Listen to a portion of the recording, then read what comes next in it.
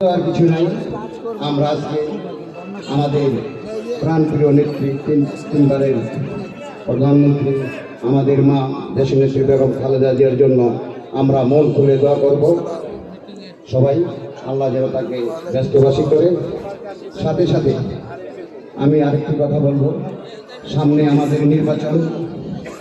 আমাদের দল যাকে নমিনেশন দিচ্ছে, যেহেতু আমাদের দলের সাথে বিগত 17টি বছর যাবৎ তারা আমাদের আন্দোলন সংগ্রামে অংশগ্রহণ করেছিল, সেই তাদেরকে যাদের আমি মার্কা কার কি সেটা আমাদের মুখ্য বিষয় না।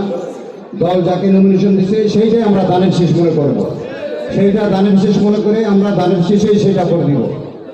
আগামী 12 তারিখে জনাব আমাদের 4 আসনের মনোনীত প্রার্থী কাশ্মীর ভাইকে খেজুর গাছ মার্কায় ভোট দেব। আমরা মনে করবো যে আমরা দানের শেষেই ভোট দিচ্ছি, এই আশা ব্যক্ত করে সবাইকে ধন্যবাদ জানিয়ে আমার বক্তব্য শেষ করছি।